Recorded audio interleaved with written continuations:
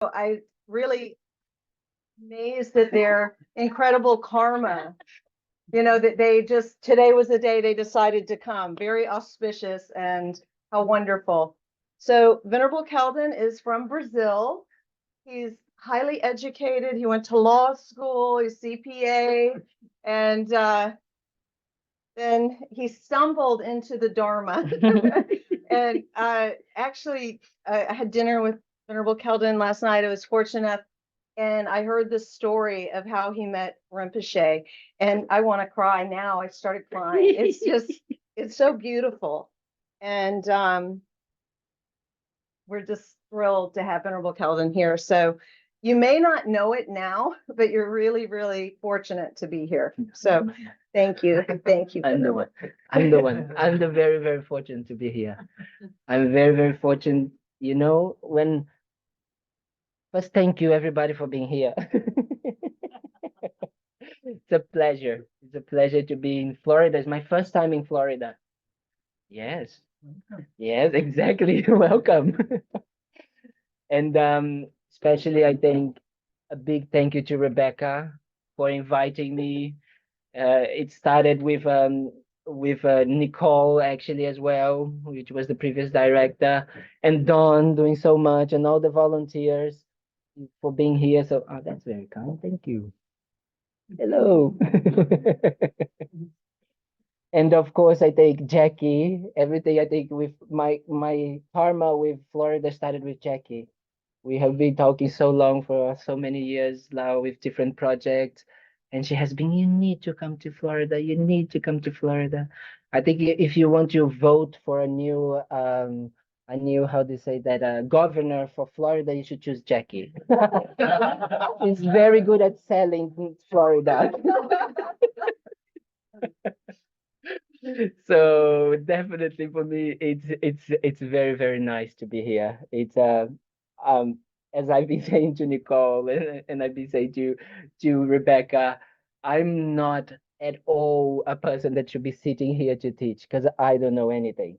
Honestly, I'm someone that haven't learned anything about the Dharma. The only thing that I can do is to share with you what I've learned from my teachers, and that it has been really, really what it is. So this is much more of a sharing than a teaching, you know. I call my blah blah blah talks. That's how I talk. So but what I can do is that I have been very blessed and very fortunate to receive so much from my teachers. You know, meeting, I never met Lama Yeshe, but I definitely met Rinpoche, Lama Zopa Rinpoche, and Rinpoche totally transformed my life. And for that, I have said to Rinpoche that I would offer my body, speech, and mind to him and to all sentient beings. And that's what I try to do. I try to offer whatever I have in this life, whatever I've learned, whatever I accumulated, whatever positive karma I created in past lives or in this life. I try to put it into practice in order to really fulfill the aspirations of my teachers. And the only aspiration that my teachers have, it is for all sentient beings to achieve enlightenment. That's what it is. That's what they want. They want all of us to be free from suffering and to completely be able to develop our positive potential. That's what they want. So that's what I try to do. And if I can help or support any of you on the way, that's the best I can do. That's what I would like. So I honestly, I don't know much. So I haven't studied so much. I haven't done so much retreats or anything like that. But I have experienced a few things with Rinpoche and a few things in other places that maybe gave me a little bit of understanding of how things could work in the Dharma. So I'm not a scholar. I'm so sorry for that. I'm not someone that is going to be here reading on the text and saying, oh, yes, commentary this, and this is the line this is the line that. That you have incredible teachers to have. I heard that Young Rinpoche has been here a few times, and Venerable Rubina has been here. So you have incredible teachers. I'm just the blah, blah, blah talk. But what I try to do is that I try to be authentic with the teachings. And what that means that I'm not going to try to be someone that I'm not. If I don't know, I'm going to say, I don't know. If I know, it means that it's going to come from experience, from what I've understood, what those teachings are. Because Dharma is not something that it should be seen lightly and just like a lifestyle, right? Just something that you do because you want to do something, you want to meet people, and you don't know what to do with your life. You're getting bored at home, and there is a Buddhist center, so you just go over there, right? Maybe that's the motivation that you come, and that's fine for to you to connect with the Dharma.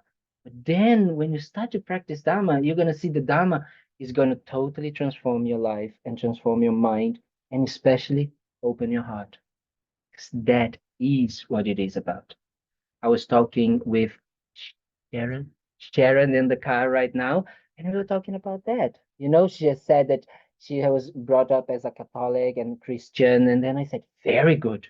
We shouldn't come here and like want to try to change our clothes or change our minds or anything like that. You should, you don't need to come here thinking that you're gonna become a monk, like me, crazy, not like that. You just actually need to come here to train your mind and to open your heart to become a better human being. That is that. If you do that, that's we are pleasing the gurus. And that is the most important thing that we need to do.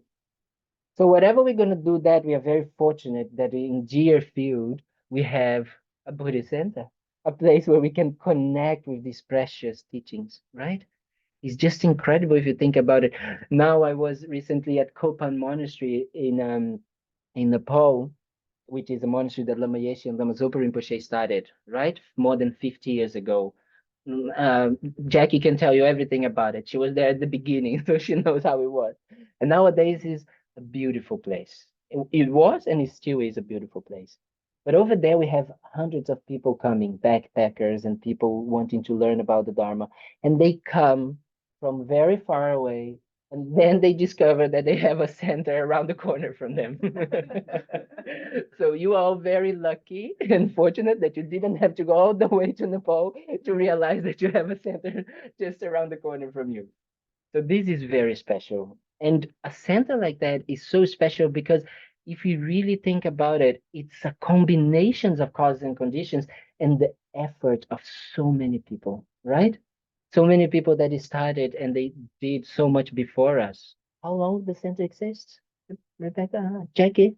Good. Well, the beginnings of it started in 1990. I don't 1990. Wow. In the 19. How amazing is that?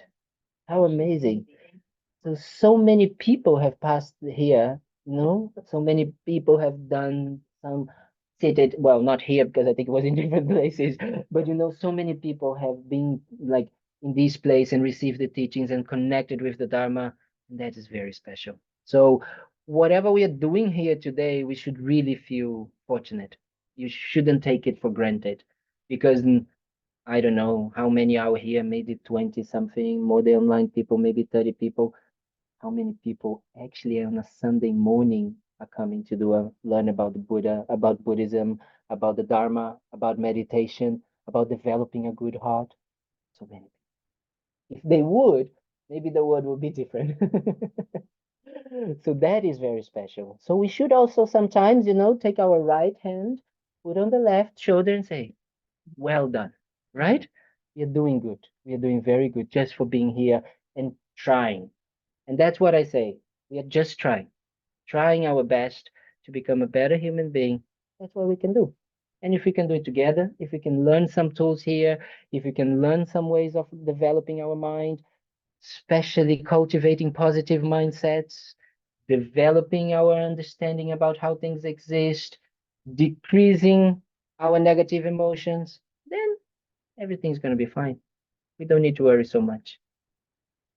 So so as we are here together and we gather here together, we should always start with what we call a motivation, right? A very positive motivation for being here. Because motivation actually, it's kind of like the compass. It's what is going to turn into this direction or that direction. And in the way that Buddha's taught, Buddhist teaching says, is that it's going to be the difference if we're going to actually find happiness or suffering. It depends on our motivation, on how we actually want to use our body, speech, and mind in whatever we are doing. That's what we need to do. So we're going to be here together for an hour or so, and then we can think why we are here. What is the motivation for us to be here today? So let's just take a moment, just maybe close our eyes,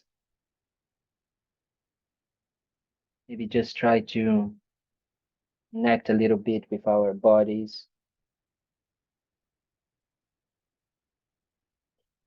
We can take a deep breath.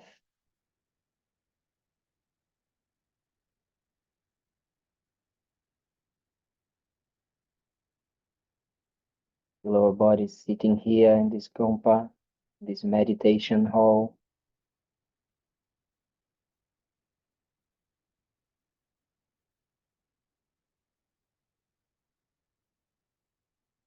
And just think for a moment, why you are here.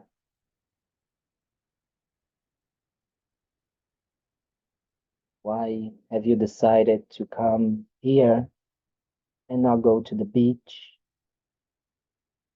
not do something else, stay at home watching Netflix? Why? Try to be honest and open.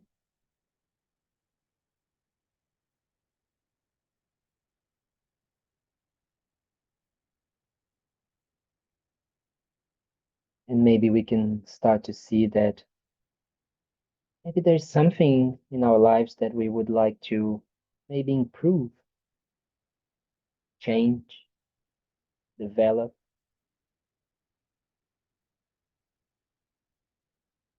Some sort of dissatisfaction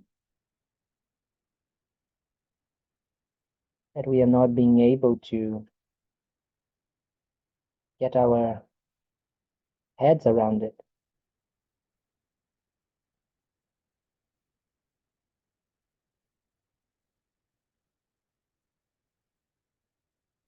And so we can start to observe that we do want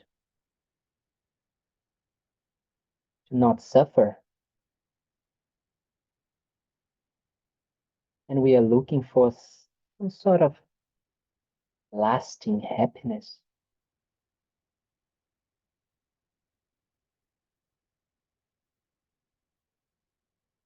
Something that can make this dissatisfied mind go away.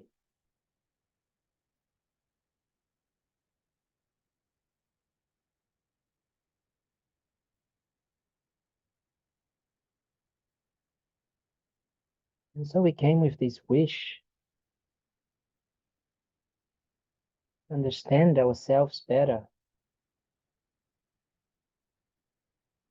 Maybe stop and look within ourselves.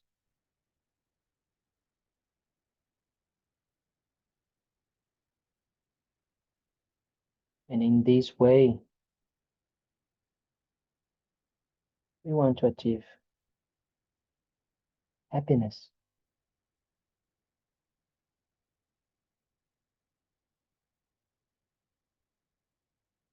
But if we look around us, all our friends, family,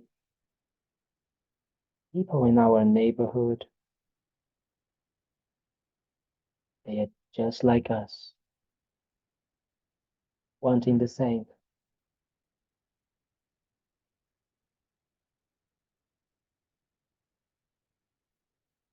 So let's try to open our hearts and include their well-being and their happiness into our wish to achieve happiness for ourselves.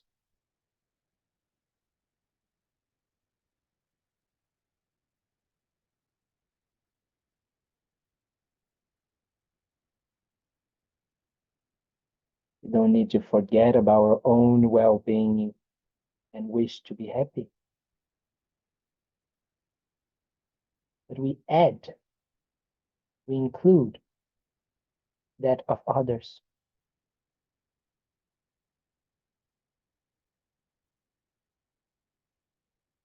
And with that, we can open our hearts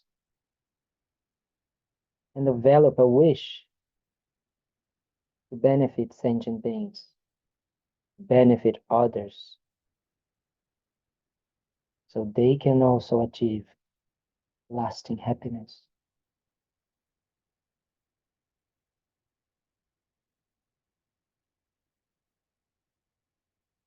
So whatever we are doing here today, whatever we are listening, talking, discussing,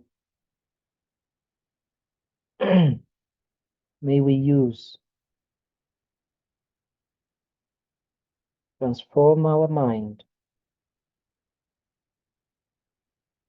to open our heart, so we can benefit others as well.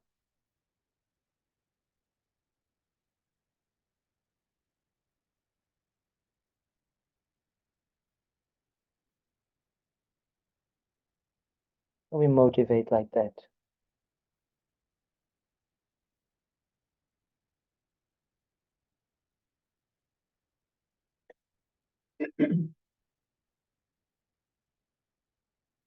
Normally, we're also going to do some prayers.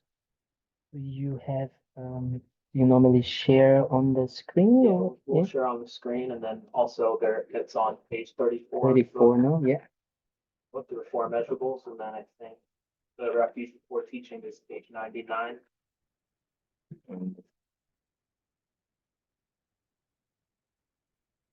Okay. So yeah, so the four immeasurables is a beautiful prayer. So page 34. It's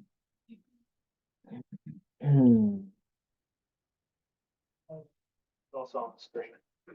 Thank you. So the four immeasurables, it's a beautiful prayer that reminds us to open our heart. It talks about us developing love and kindness, joy, equanimity, compassion, all of those mindsets and qualities that we have within ourselves that right now are a little bit, just a little bit conditioned, a little bit limited, let's say like that. Limited towards just normally one person and one person only. Me, myself, and I. So the four immeasurables is a way to open it, to train our minds with that idea that we have the potential to open our heart towards all sentient beings. And all sentient beings includes all the human beings, but also animals and different types of beings. So it's also important that we think about that when we are doing the prayers. We are talking about all types of sentient beings, all types of beings. That also expands even more our awareness that yes, there are other beings that are also dependent on us, and we are dependent on them, that deserve our love, kindness, and compassion. Right? That's very important that we also think like that. So whenever we are doing these prayers, of course, we're going to do these prayers many times, and sometimes we're not going to feel it. It's okay. You know, we don't need to all the time be feeling, oh, yeah, may all sentient beings be happy. Oh, yeah. No, sometimes we are just like, may all sentient beings be happy, and that's it. You know, and that's okay. That's okay. We don't need, we already too tough on ourselves, you know, so let's not make Dharma also another way of beating ourselves up. That's not the idea. Yes, but the repetition and the like continuity of it, it's what, you know, it's like there's that I don't know if there is a saying like that, but says that, you know, like a drop makes an ocean, you know, something like that. You guys gonna have to bear with my English and my crazy things that I invent. You know, I invent words, I invent quotations and things like that. So you guys gonna have fun, you know. So don't worry about it. But if you don't understand, you please stop me. Yeah, just stop me. But That's what we need to do. We're just gonna slowly again and again and again be saying these words until we put effort. Rinpoche used to say that in a very beautiful way. He used to say, we put effort until we become effortless, right?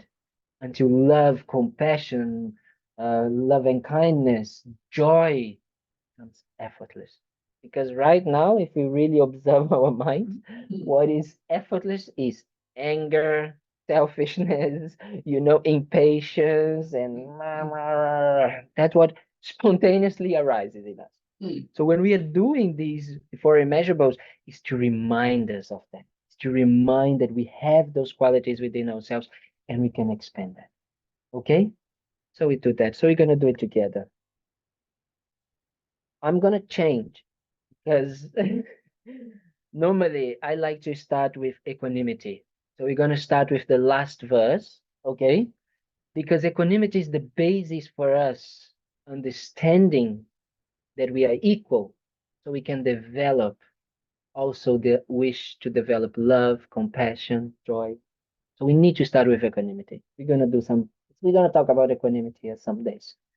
I talk too much, so you guys need to stop me sometime. So we're gonna talk about it. Okay? So we can start with the last. So on page 35, the first one. May all sentient beings abide in equanimity, free from attachment for friends and hatred for enemies. Now we go to page 34 and we start. May all sentient beings have happiness and the causes of happiness.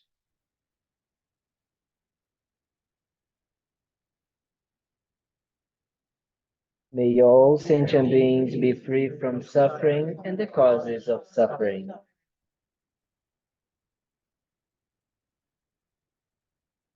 May all sentient beings be inseparable from the happiness that is free from suffering.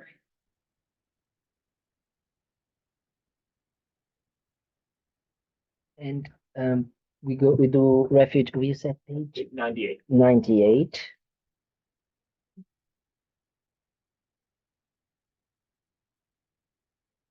So refuge, as some of you are new, refuge is it's a specific Buddhist thing that we do. In some ways, taking refuge in the Buddha, the Dharma, and the Sangha, or the three Jews as we call them, it's a Buddhist thing. But taking refuge, it's a normal thing. We take refuge all the time in everything. We take refuge in, when we are not well, we take refuge in food, alcohol, drugs, sex, Netflix, Instagram, all of that are refuges nowadays. But here, what we are taking refuge on is that we are taking refuge on something that is going to really help us, something that is from the side of the object wanting us to be happy and not suffer. Because I don't think that Instagram and Netflix want that from us. So, but Buddha, Dharma, and Sangha, that's what they want. They want us to be free from suffering and to achieve lasting happiness. So we take refuge in them because we understand that they are valid things for us to take refuge on and be able to develop those qualities and really be able to be free from suffering and achieve enlightenment and achieve, I don't want to use the word enlightenment yet, but achieve this state of no more suffering and completely openness of the heart, right? So that's what we are taking refuge on. So now when we are taking these and we are kind of like saying that we are listening to the Dharma, Lama Tsongkhapa, which is our anything Lama Tsongkhapa there? It's right there. Yeah, On it's the just there. forefront. So Lama Tsongkhapa is the founder of the school in the 14th century, 1300. I'm very bad with this thing. 1300 is 14th century. Yeah. So in the 14th century, he started the school of Tibetan Buddhism, right? And what is the difference is that he developed certain texts and ways of developing the mind and a path to achieve enlightenment quicker. Let's say like that, right? That's what he really like put it efforts on. And he used to say about the three types of wisdom that we talk about. And these types of wisdom are the wisdom of learning, the wisdom of contemplating, and the wisdom of meditating. So the wisdom of contemplating or the wisdom of learning is exactly what we are doing here. Okay? So we are learning together. I'm learning from you, and I hope that you can learn something from me. But that's what we're doing. And learning means that we are kind of like listening, that we are also reading. Nowadays, we have so many things online that is so powerful that we can actually do. You know, we have access to everything. You know, we have access to His Holiness the Dalai Lama online, which is a blessing, of course. And then, so we have a lot of learning. But just learning, it doesn't make Dharma. You know, learning here and just making something intellectual and not bringing here, transforming our mind, then it doesn't make sense. Then we are just using our minds the way that we used to learn everything else in our lives to the Dharma. That's not going to work. Because Dharma is something experiential, something that we need to feel inside, something that it needs to come from our own experience, and not because I'm listening to someone saying something, I say, I also know this. No, I need to know for myself, right? So it's a very self-responsibility type of practice. You know, it depends on you. So contemplation comes as a second way. It is that contemplation, we can do it by ourselves, contemplating, okay, what that hairy Brazilian guy was saying over there, this makes sense, it doesn't make sense, this is true, not true, very important. Especially because the Buddha himself, he said, don't believe in anything I say. Investigate, try, you know, like this goldsmith that really is checking if someone giving you some gold, they're checking if it is real, how, you know, many ounces or whatever it has, you know, if it's good quality, and you taste it, you know. So that's what you need. And especially don't believe in anything I say. You need to investigate for yourself, right? So that is what contemplating. And contemplating we can also do it between ourselves, between this group. So we can do some questions and answers. We can have some discussion groups. We need to have these things as well. And then meditating. Meditating means that we need to have the understanding so we can actually sit down with that and let it embed, let it transform, let it actually become us. So with meditating on love and kindness and compassion, yes, and then we are here, then it needs to come here. And then effortlessly, we become love and kindness, we become compassion, right? That's what we are doing there. As you can see, I go like this, just to do one prayer. So you guys are gonna have to have a lot of patience with me. I'm gonna be your best teacher of patience, at least if something. But that is very important because just blind faith doesn't work in Buddhism. It doesn't work. And that is because, you know, you just kind of like listen to all of this blah, blah, blah. And then if you don't put into practice, if you don't understand these words, then you're just like a parrot, you know, you're just repeating something that doesn't make sense, that you don't understand. That's what we need to do when we are coming for these teachings, when we are coming to, like, you know, reading, when we are getting in touch with these different parts of the Dharma by reading, we need to make it. Why is that? What that means? I don't understand. And then we go slowly, slowly making sense to us. Okay? That is very important. Not making sense to me, to the other person, or it needs to make sense to us. Okay? So that's what we're gonna kind of like try to take refuge on. So in the Buddha, the Dharma, and the Sangha. And then because we're gonna listen to the Dharma, we want to benefit others. So this is the motivation, the bodhicitta motivation. Such a big word, bodhicitta. Such a beautiful word. Have you ever heard about bodhicitta? No? Oh, very nice. Very good. Bodhicitta is a beautiful word because it actually encompasses the entire path. It's everything. And bodhicitta is motivation. It's a motivation. Why am I doing things?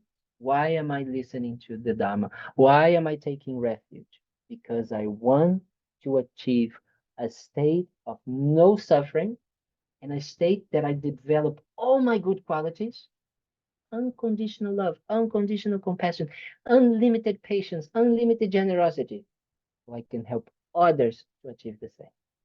Because I cannot be here, talking about bodhicitta and all of that if I'm not trying to do this within myself. So when we are taking refuge and generating bodhicitta, we are saying, may I become a Buddha in order to benefit others. We need to do it ourselves.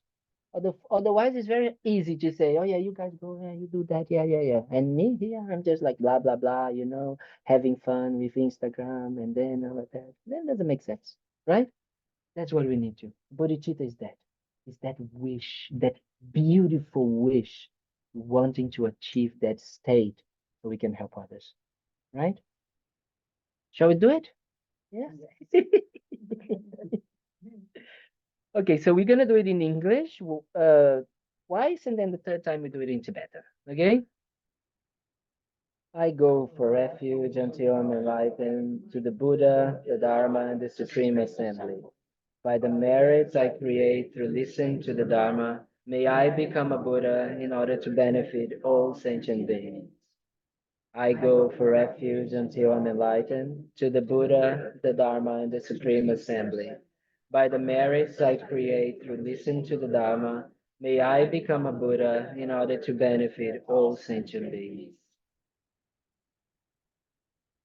Ange chodan soki chonam la janju badu dani kapsu chi dagi chunye ki pe sonam ki drola panche sange drupa ishu.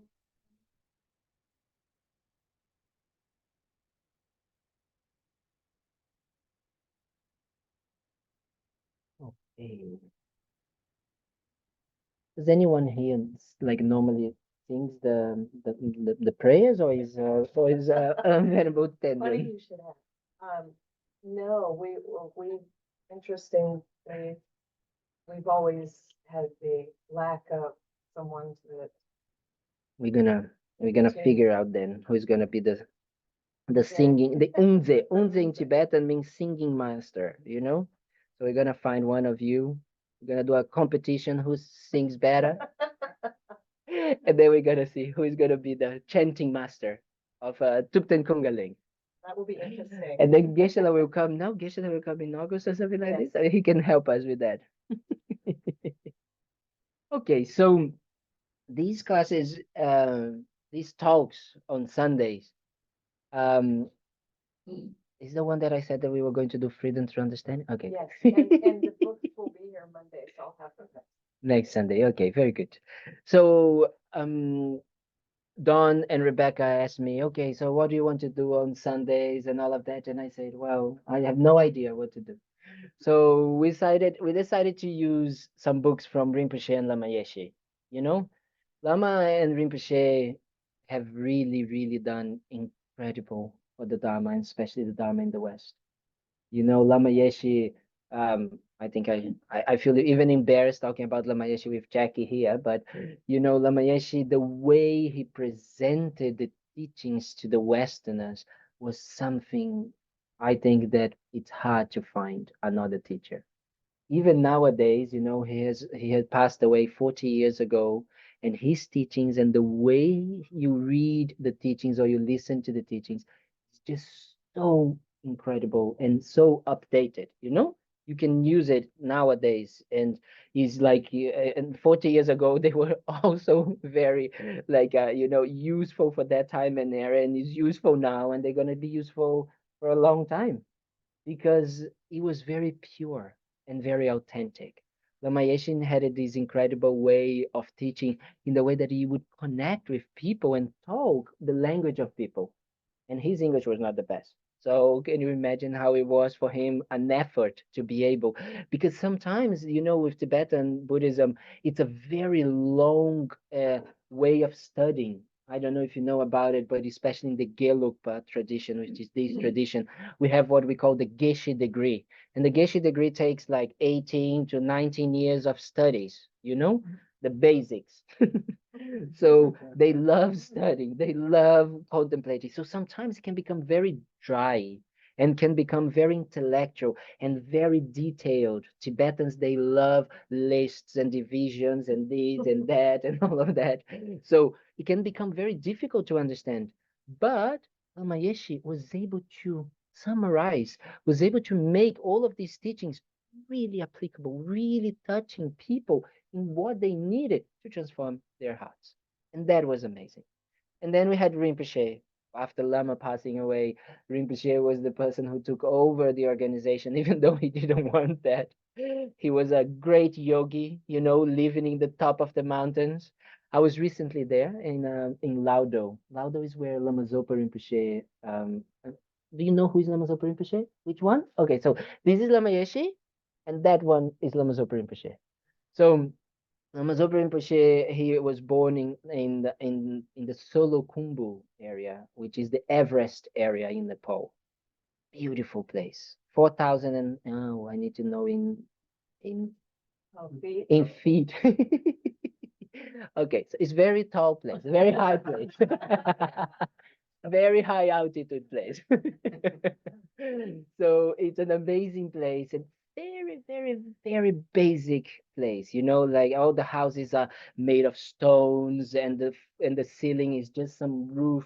The roof is just like some like boards of wood and then some stones on top of it so it doesn't blow away. And still today they live like that. I was there recently, visiting and doing a pilgrimage. We were doing prayers for Rinpoche to come back because Lama Zopa Rinpoche passed away last year.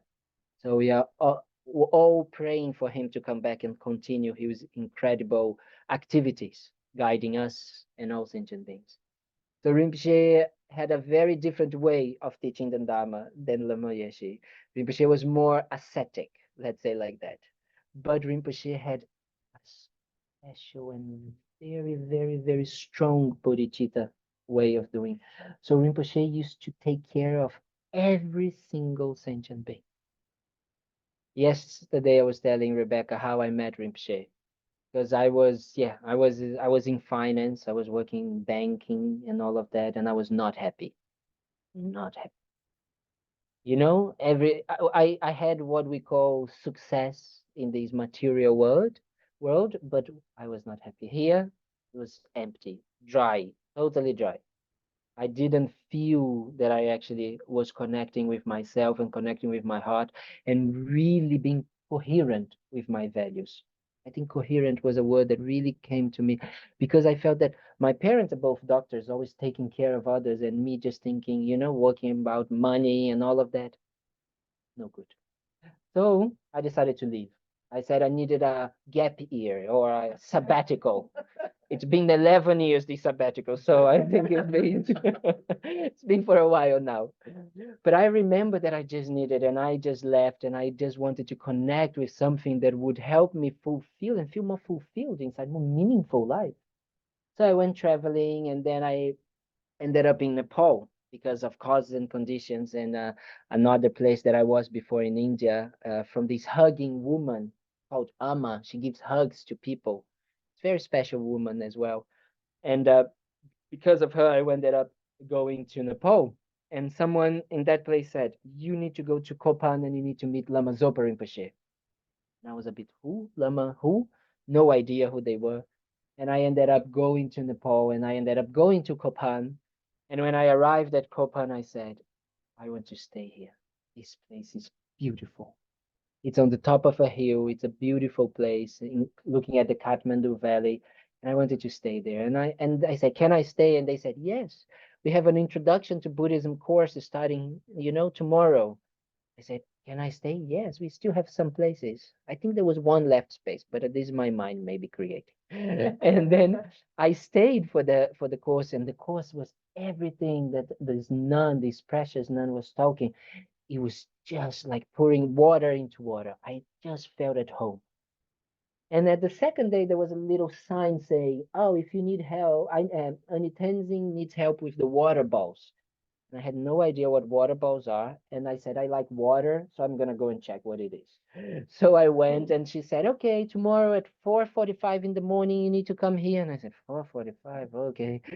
So we go up then the Gompa, up in the monastery, and then we go to this like last place, last floor, and I go inside, and it's a place like this, full of lights and images and things. And I said, "What is this place?" And they said, "This is Lama Zopa Rinpoche's house."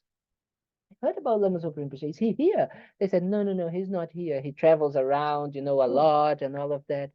So I couldn't see Rinpoche, but then I started to do the water bowls, which is these offerings here that we do as a way to actually make offerings to the Buddhas and Bodhisattvas every day.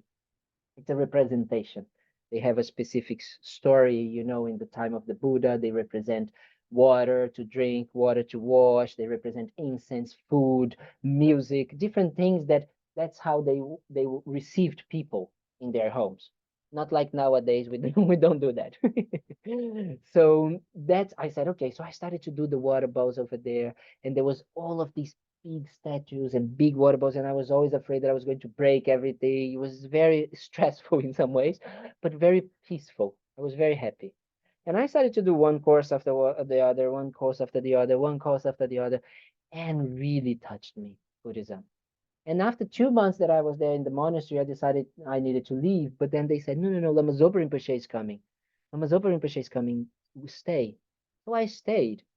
And we are there, all of us waiting, like you guys here with the katas waiting, many people, all the monks for 1 hour, 2 hours, 3 hours, 4 hours. And I was a bit getting, where is this Rinpoche? I'm getting hungry. I'm getting cold. Where is he?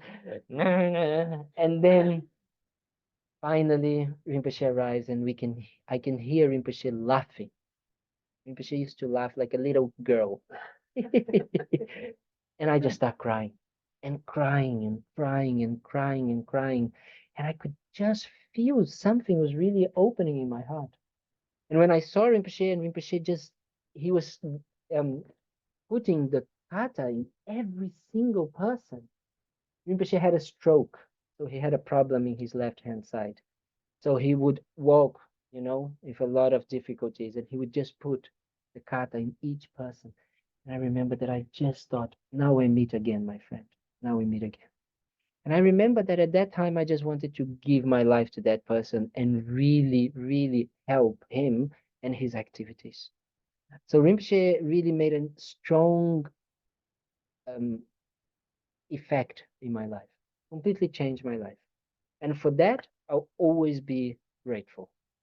So whatever we can do, so that's why I decided that we were going to use a book that talks about Rinpoche, that talks about the way Rinpoche used to teach, the way Rinpoche, because Rinpoche was very unique. When Rinpoche passed away, so many people from all the different traditions sent beautiful messages. People that we had no idea that Rinpoche had a connection. They were all praising Rinpoche's way of doing things, especially with his bodhicitta motivation, with this motivation wanting to help others to achieve an enlightenment state. That's why we're going to do this. We're going to talk about these different texts, these different. It's a very nice book as well, because it's a book called Freedom Through Understanding, and it's a book that it's mainly the first talks that the lamas gave in the West, in London. Well, most of them was in when they went to Europe in 1975. Were you there? No, you're not there? In 1975. I was not even born there, right? So I really feel that it's a very, very special book, because it's a book that talks about the main aspects of Buddhism. It's going to talk about meditation and importance of meditation, understanding the mind, understanding how we can actually practice, Dharma inside of our daily lives, not this division that sometimes we make. Ah, yes, I'm only practicing Dharma when I'm sitting on my cushion, and I come to the Dharma, to the Buddhist center, then I'm practicing Dharma, and then out there someone, comes in front of you, cuts in front of you, and you go, that is not practicing Dharma. There's something a little bit difficult, in practicing Dharma here. Because Dharma is something that we need to keep with us all the time, right? And that's what Lama Yeshe and Lama Zopa really try to say to us again and again and again and again and again and again. So that's why I always say listening to the Dharma and listening to teachings is so important. And that's why we need to also listen to different people, because we all can hear things differently, It doesn't mean that you learn about Buddhism and you probably, most of you have heard about what I'm going to say here many, many times. But it's about the repetition and the way our minds are changing. That sometimes something that someone says or someone talks in a different way, then it makes sense. Opens some difference in your mind that is like, that's what they've been talking about for so long and I didn't understand. So that's why it's important to come again and again and to listen again and again, And that's why I'm gonna repeat myself again and again and again. Because I could talk in 2 minutes and everything would be fine. We'll be over because that's how much I know about Buddhism. Just 2 minutes of talking, that's it. So, but we just try a little bit more. So that's what we're gonna do. But I don't like to be here just blah blah blah blah blah blah blah blah blah. I like also you to participate. I like you to give insights, to give in kind of like your opinion, to ask questions. I want this to become an active debate courtyard. Have you ever seen monks debating? No, in the big monasteries? They go very exactly and they do and they jump and they kind of the debate is a type of contemplation. It's a way that they help each other to actually see the mistaken views and the wrong attachment to opinions, to ideas that we have about everything, because we have about everything. But it's a specific way to help the other person. So you're debating to another person to help them see their wrong ways of thinking, right? So it's the way to help. So that's why we need to do it. We cannot debate like the Tibetans, It's a very, well, nowadays they are doing more and more translation for courses to be debated in English, but it's quite difficult because of the language as well. So here we also need to do that, okay? So Just like an exclamation mark. this is kind of like to say, actually, we have two ways. You can do it like that to kind of like to make a point when you're making a point and say, la, like, sa. That sa means kind of like you are kind of like putting your feet and say, this is how it is, And then when you do it like this, it almost means like, I got you, It's like, I got you. You kind of like, now you're lost, You don't know how, because you said that this is this, now you're saying this is contradictory. I got you. So that is how you do it like this. So it's a very exciting. So the monks in the monasteries, I had the privilege to stay in the monastery in the south of India for not so long because Rinpoche didn't allow me to stay long. I stayed over there for 7-8 months at a Sarah J monastery, which is a monastery in the south of India with 3,500 monks. And over there they debate in the mornings, they debate in the evenings. They are incredible beings, not like me, lazy and don't know anything. They are very, very special. So we also want to do that. And I will try to also make some meditations, right? I will try to have the 3 types of wisdom, as we call, as I was saying. Oh, good morning. So kind, huh? This is the kindness of parents, right? Taking care of us when we don't know. Grandpa, even more. Grandparents are even kinder, because they spoil us even more. So we definitely, I will try, because when we are doing the learning, the contemplation and the meditation is something that helps us to make it a little bit more stable, the understandings, and not that we live here and we just go home and then we forget. The meditation can help us to go a little bit more inside and make those understandings become something a little bit deeper. Yeah? Everybody okay over there at home? Online? Yes? Very good, very good. So do you guys have any questions for now before I do a little bit more about the text? Any questions? You forgot your name already. Ricky. Ricky. Anything so far? Or many questions that you don't even know how to start? Exactly. I was just gonna say. Yes, but please stop me. Please, if you have any questions or any doubts, I want to be a little bit, yeah, I'm more, an interactive things, because otherwise I feel very boring. Just me here talking, as I'm the holder of the blah, blah, blah. No, no, no. We can all blah, blah, blah together. That's better. And then we can learn from each other, right? You guys have been so long.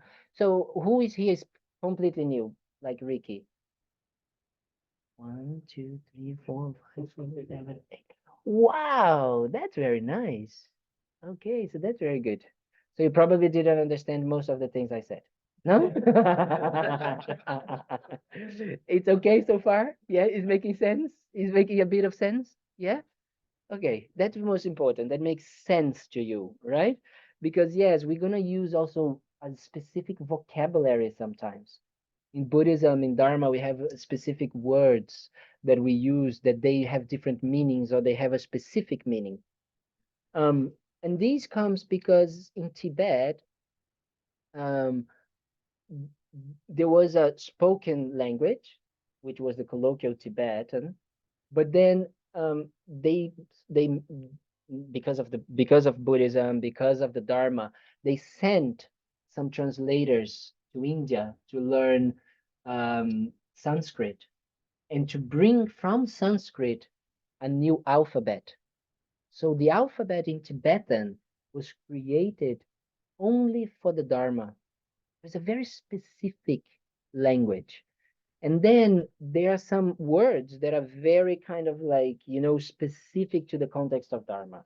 So if you don't understand something, if you don't like say, okay, what is bodhicitta? What is that? What is this? When you talk about this, do ask, because they have a specific how to say meaning.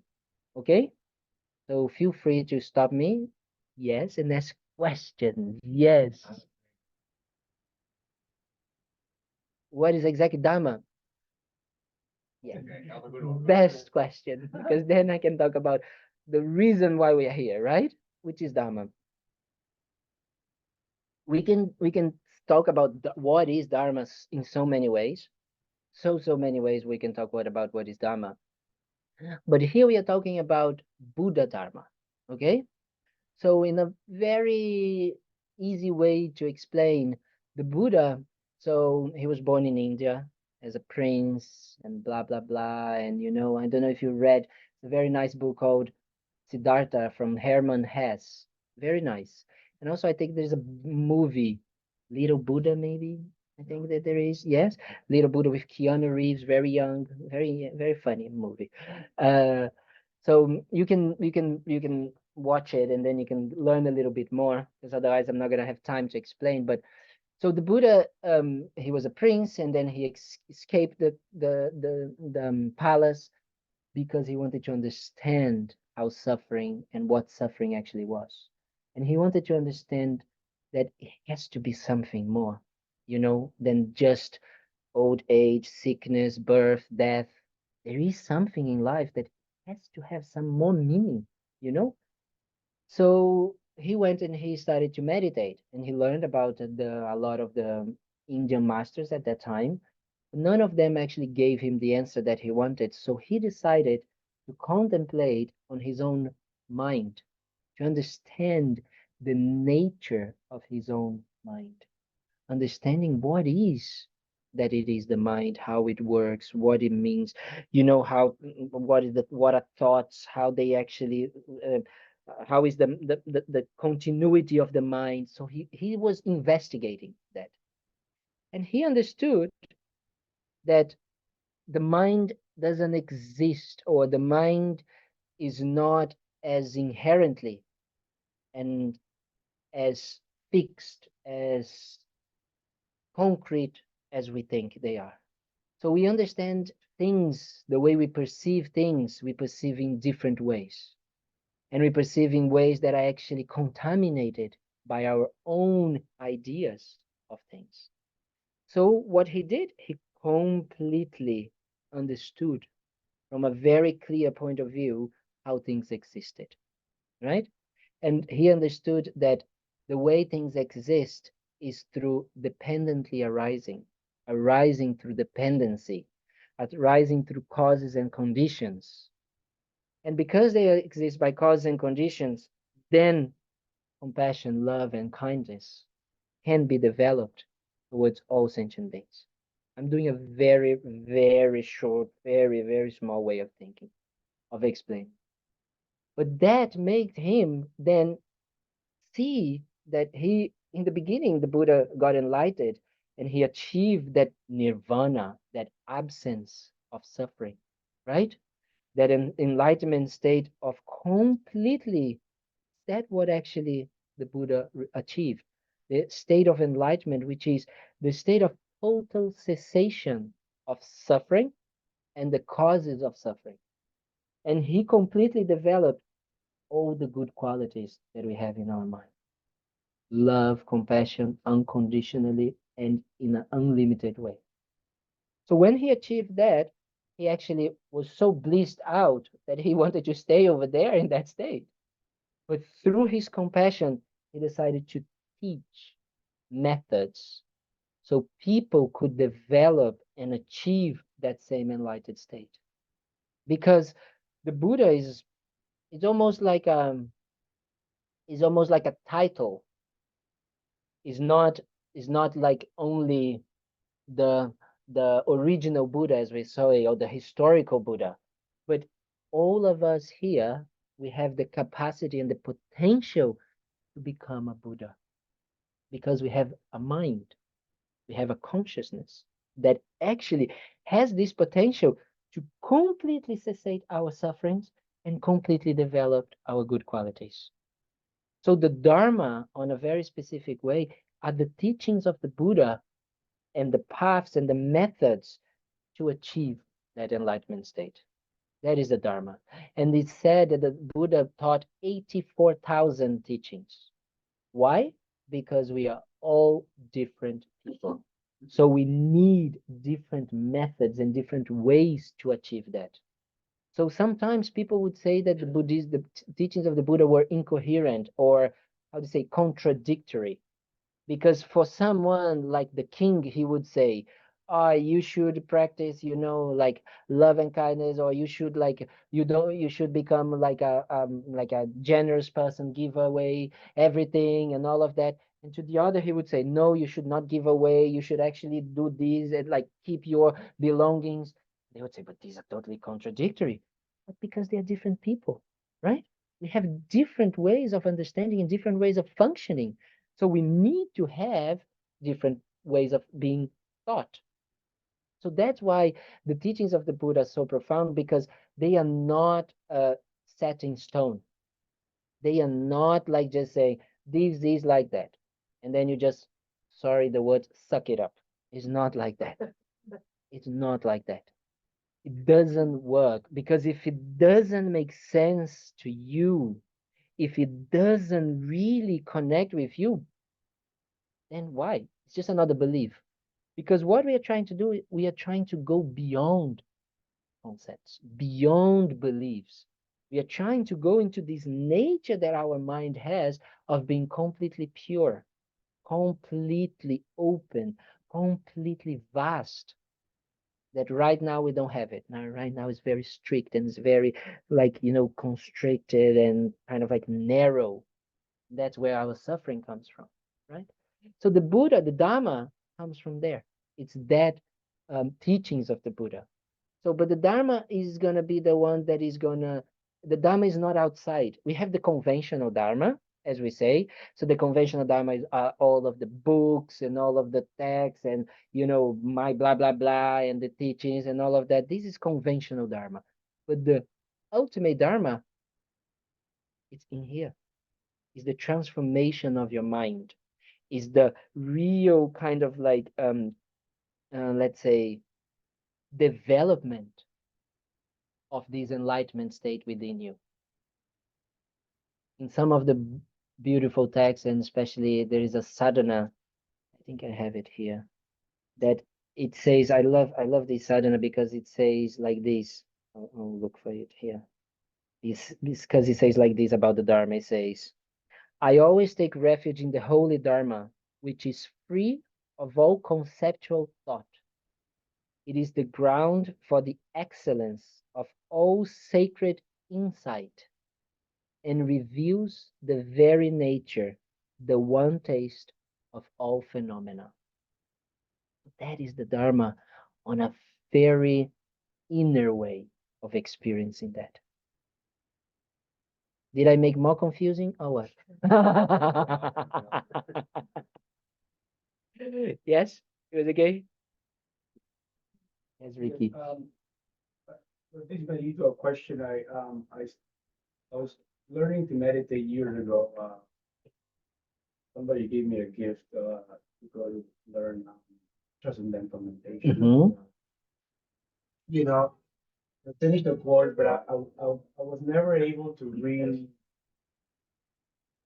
do it like, steadily. Yes. I was too many, I felt like it was too many rules, Yes, you know. I Don't know. it has to be before breakfast, Yes. And and I'm just very inconsistent. So I kept reading about meditation and I was YouTubing a lot of stuff and I stumbled upon TikTok, Yes. Very precious. and and I had been reading about more modern leaders, spiritual leaders. Yes. Eckhart Tolle, those guys, but Thich Nhat Hanh got my attention when Yeah. I started to learn about how the way he meditated. Yes. I started listening to his books online and Yes. a bunch of stuff. So every day I've been doing it for already a couple of years. Very And, good. it's like my favorite thing. My question, I guess, is that I understood everything you taught just now. In what you spoke about. It's the same concept as what his teachings are all about. Am I right? Yes. You know about the Sangha, Yes. Dharma. And Yes, stuff. yes. Thich Nhat Hanh, it's from it's also from what we call, so in Buddhism, because Buddhism started in India and then it started to spread around the different countries, right?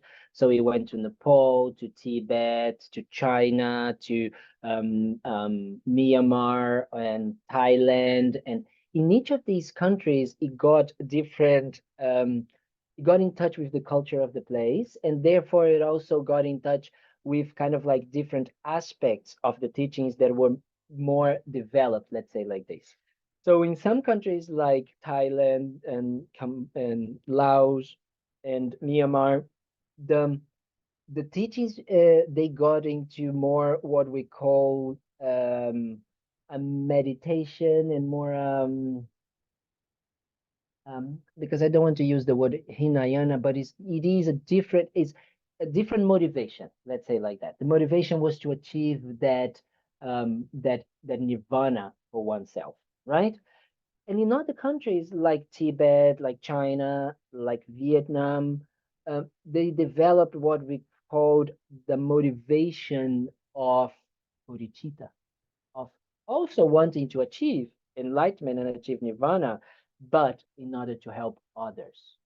So that made the different methods to achieve these goals differently. Okay. So, and even within, so when we have Buddhism, we have so the motivation to achieve uh, just nirvana, so the Hinayana and the Mahayana, which is the bodhicitta motivation. And inside of that, you still have different schools, right?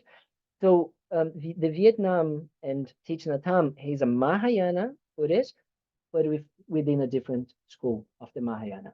So the emphasis on the different practices are going to be different than here. Because even inside of Tibetan Buddhism, we have four main schools, and these four main schools also have different emphasis.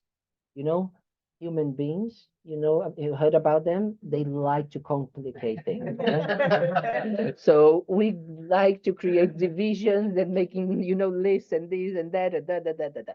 So they are just different emphasis. So Thich Nhat Hanh especially is a very special teacher on mindfulness and being present. very special, which is very important in all the traditions. But the way that he developed the mindfulness was to develop mindfulness, especially in relation to bodhicitta. He was always talking about love and compassion. I always say that when I'm reading the books from the Gelupa, from this school, which sometimes are very intellectual and very dry, sometimes I need my ice cream, my kind of like, sweet and very chill out. Then I read a book from Thich Nhat Hanh. It's those poetry, it's like poetry. It's very beautiful, very special, very from, it's like, giving a break. So very, very special, very special. So yes, it's going to be the same, the basis, but definitely here you're going to find different things. We're going to make it a bit more complicated for you. Don't worry, okay? Definitely we're going to make it a bit more complicated, but it's very important because the way we kind of like going to talk is just going to be different, but we are aiming for the same thing. Yeah. So that's very, very, very good. Yes. So there was one question about nirvana and enlightenment in the chat. I think you sort of talked about it, Okay. addressed it. So I don't know. Deepa, was that okay? Yes, that was fine. Thank you. Thank you. Yes, Deepa, because like, nirvana, it's enlightenment. It's a very specific Mahayana like state, like enlightenment is something. I don't know why I started to scream because you're just here, right? I don't need to scream. So enlightenment is something that really is very specific from Mahayana Buddhism, because to develop that wish to benefit sentient beings, and the way we understand that we can benefit sentient beings, we know we can many ways we can benefit sentient beings, and many ways that are very important that we continue doing that, like giving shelter, giving food, giving clothes. And in this way the Christians have done much better than us Buddhists. We have so much to learn from them because they do it much better than us.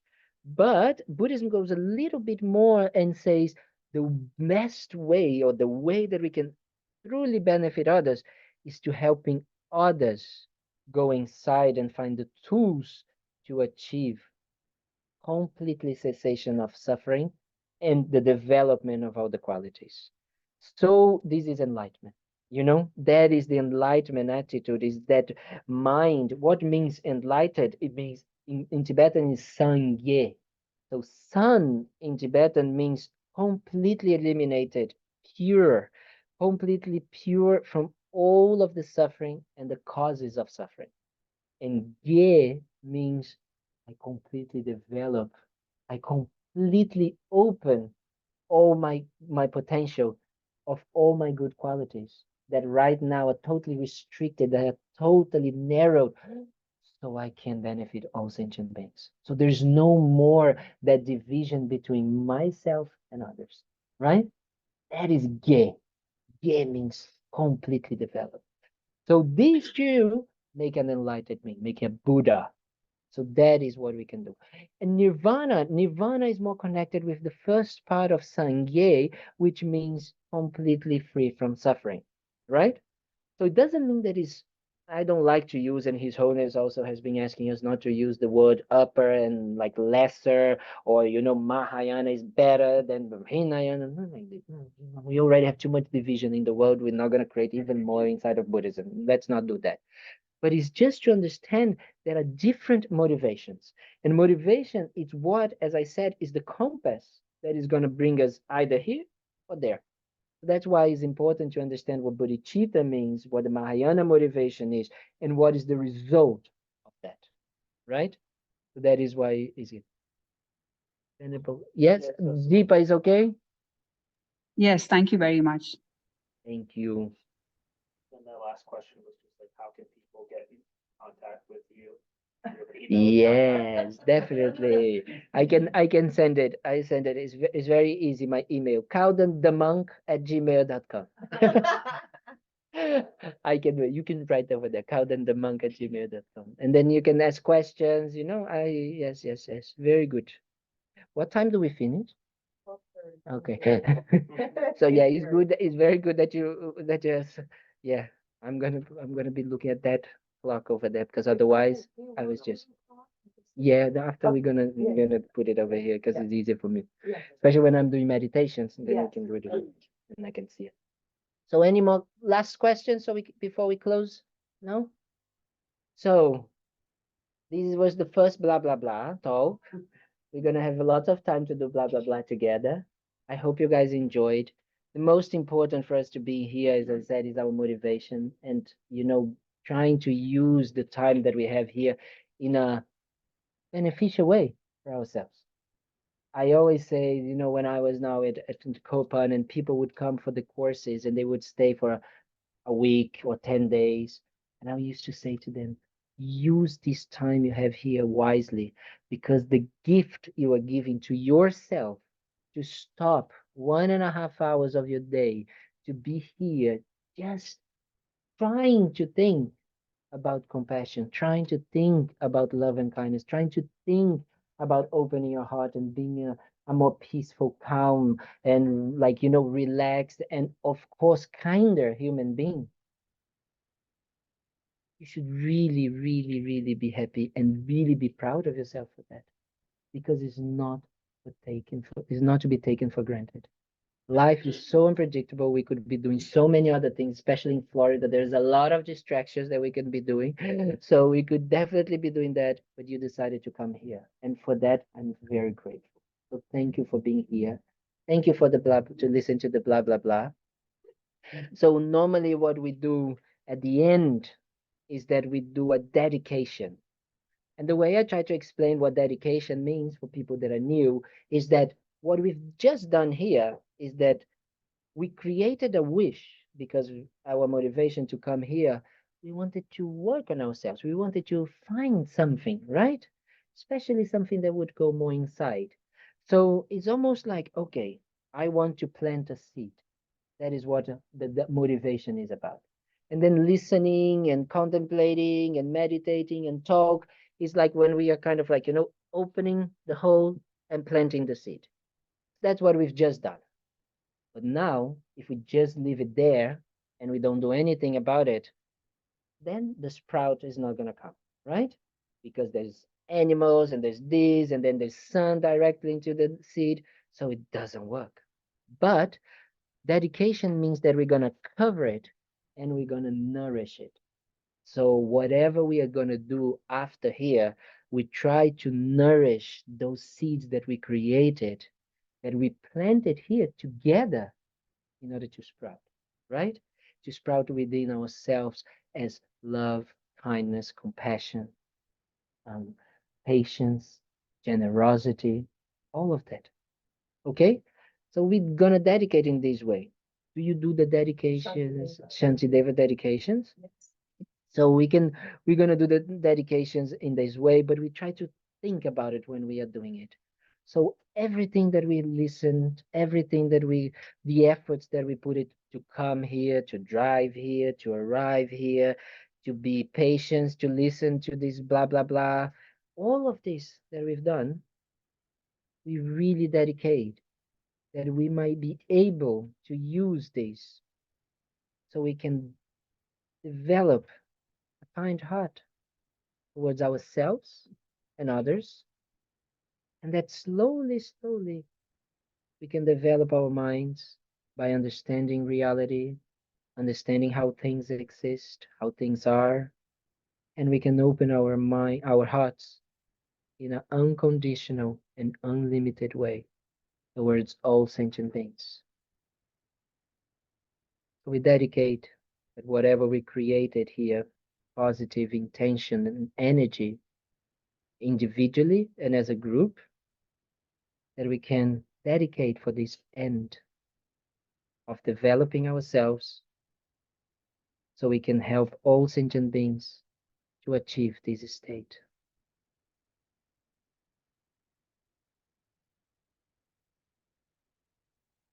So we can then dedicate like that. And we're also going to do the very special dedications, 246 or over there. It's Shantideva is a 7th century master, Indian master, and he was a little bit like Thich Nhat Hanh, poet. He wrote beautiful, beautiful prayers and beautiful texts that are very, I feel it, very kind of like from the heart, right? Of course, he also wrote many texts that are very specific about some subjects and topics, but he was a very specific, and he's very, we always can quote Shantideva when we're talking about compassion, and we're going to talk, and it's still relevant now. You know, he's from the 7th century, and what he taught and what he talked about is very relevant now. So we're going to do this together. Feel free to join us, okay? May all beings everywhere, plagued by sufferings of body and mind, obtain an ocean of happiness and joy by virtue of our merits.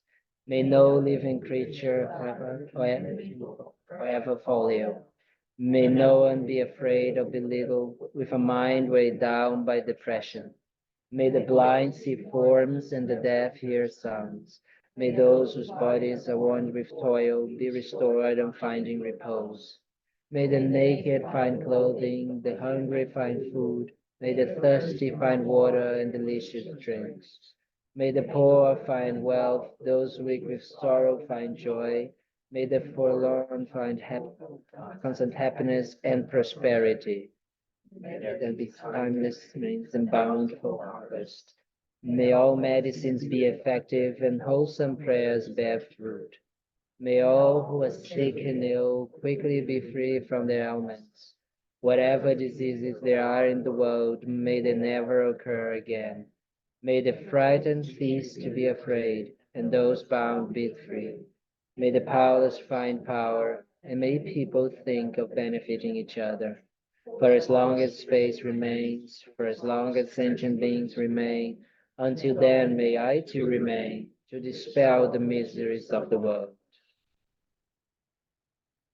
And now, His Holiness, long life.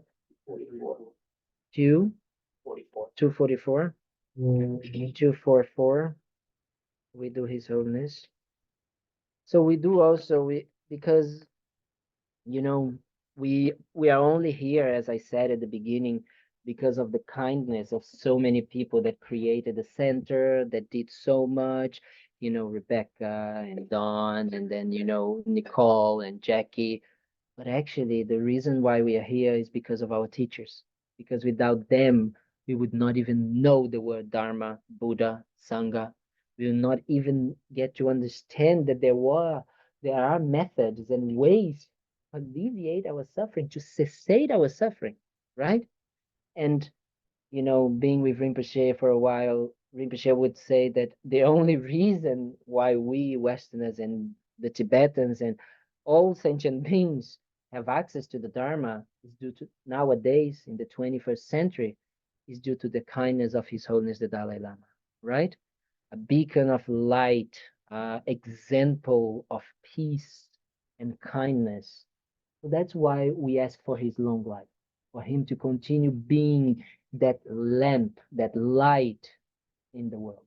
Okay? That's why we do these prayers for his long life as well. In the land circled by snow mountains, you are the source of all happiness and good.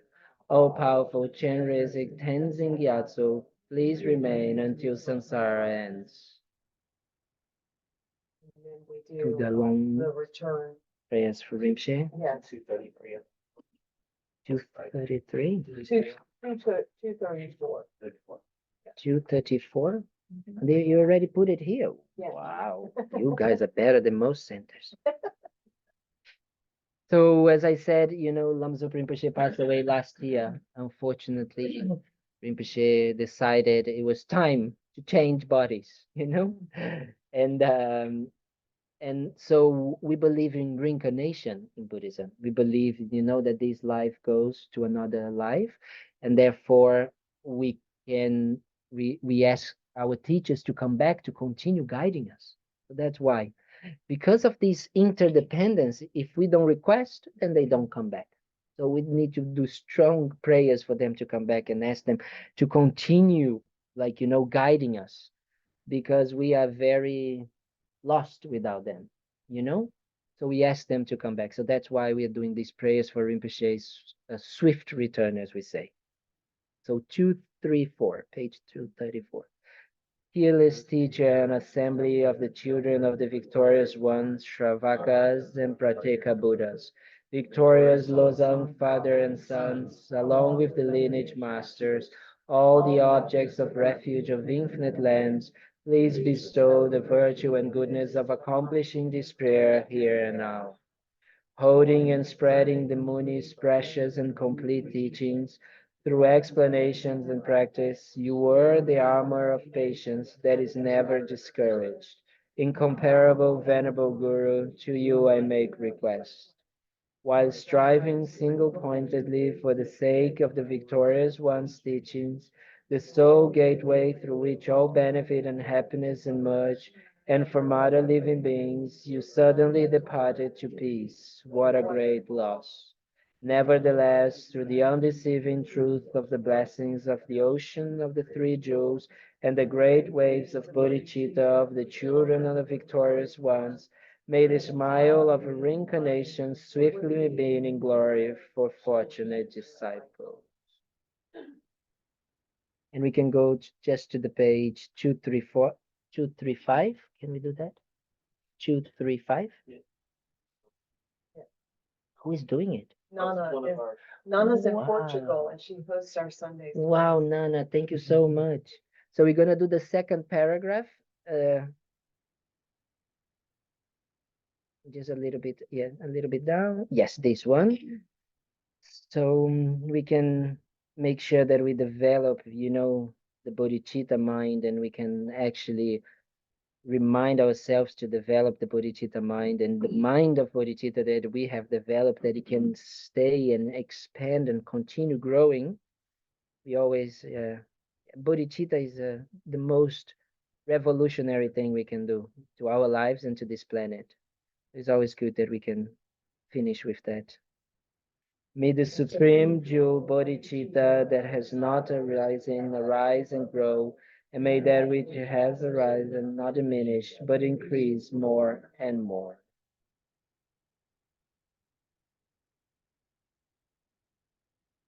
Okay. Thank you very much. Thank you for being here. I'd just like to say one thing. Calvin is, because he's going to be here for 3 months, is very interested in meeting the community, getting out into the community. So if you have any connections whatsoever, if you could let us know. Like, for example, Carly works at an assisted living facility. So she's invited Calvin to teach the residents a meditation. So you may have a connection at some place or another. Please let us know. Yes. Steve. Also, we have, Venerable Kelvin's been so kind to fill our calendar up with a lot of opportunity to hear blah, blah, blah. Exactly. So please check out the calendar. We have meditation on Monday. Tomorrow. There's meditation on Wednesday. There's a class in Spanish on Wednesdays. We're doing a book by Rinpoche on Thursdays. And then obviously our Sunday classes. So please, while he's here, let's take advantage of them. And starting next week, Venerable Kelvin in his infinite kindness has agreed to start our day with a 7:30 meditation. It's going to be a half hour, Venerable Kelvin. Yes. And it's going to be tied into the teachings that we have here in person. So like Venerable Kelvin was saying, when we leave here, some of us I know I'm busy and have things going on. It's really nice to connect Anchor. and keep your motivation. So it's so kind of him to relate these meditations to the things we're talking about. So Yes. we hope you will join us. Steve brought some tea today, so I think some people are going to stay after and have some snacks and some tea. So you're welcome to stick around and meet some new friends and say hello to old ones. Yes. Thank you. Also, I'd like to say that I love this it. is something new The center is requesting that members and non-members alike register for the teachings on our website, online. This way we would know, how many people would be coming, et cetera. It helps in our planning, so. thank you. So if you don't know, Margaret is the administrator of the center. She's our administrative assistant. And I always say that, we wouldn't have everything so nice and organized without Margaret. So thank you, Margaret. She keeps Thank us you, organized. Margaret. And Anthony, will you lift your hands, please? Anthony's the assistant director here. And Don is our SVC spiritual program coordinator. This is Don here with a nice fish on his shirt. So, because I know there's some new people here and maybe some people who haven't been in a while. And if you have any questions or anything, reach out to one of us. And that is Willa. She's our newest. I knew it. member. Jack's beautiful granddaughter. I'm so glad she came. Yeah. And Jack is Jack of all trades, we call him. He's been around, forever and so helpful. So thank you, Thank you, everyone, for everybody. being with us today. Thank you. Thank you, thank you, thank you. If anybody needs the address to the website, it's on these cards.